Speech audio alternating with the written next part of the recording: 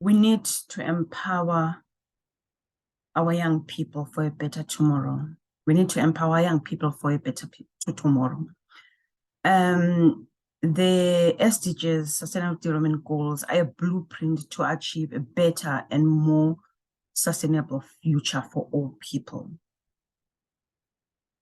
And when you look at this, we have over 1.8 billion young people that have populated the world currently. And unless something changes radically in the way we do things, their futures are not looking too bright.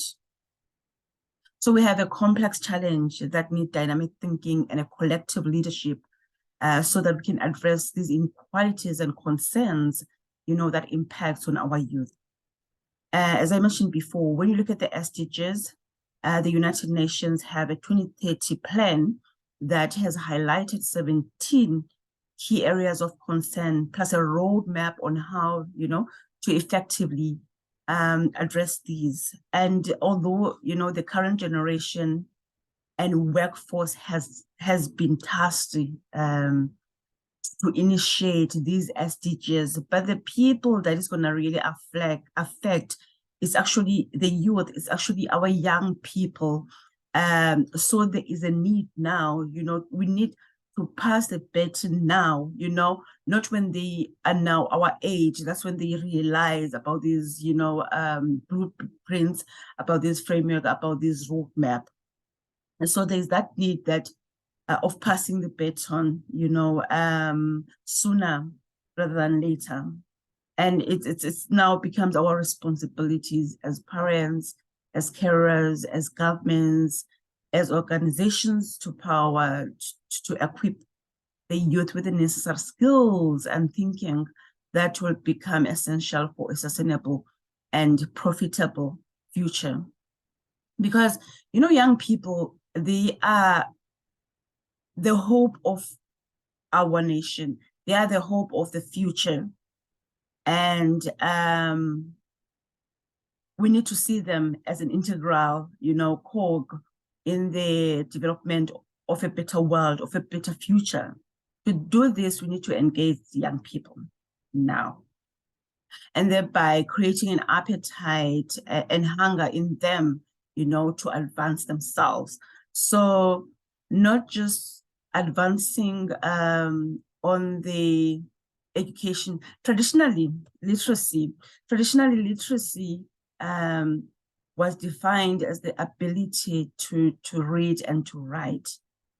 But for this era, we need, what the type of literacy that Alberta Education describes, which is actually the ability and confidence to engage and communicate, to engage with language and communicate or abstract meaning, on all our daily activities.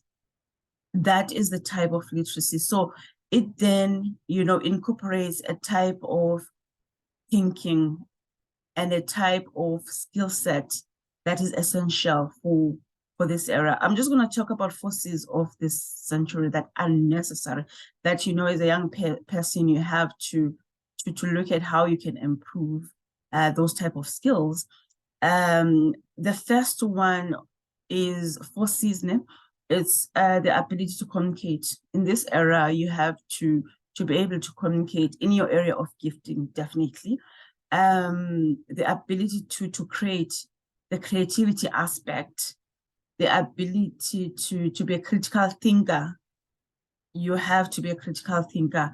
So I have to emphasize that in your area of gifting, because I don't want to generalize, we are different and our skills and our talents are different. So embrace yours, and in that area, make sure you advance yourself in terms of communication, in terms of creativity, in terms of critical thinking, as well as in terms of collaboration, because this era, the type of leadership that is necessary is a leadership that is called a collective type of leadership. On your own, you won't be able to achieve, no singular unit will be able, to achieve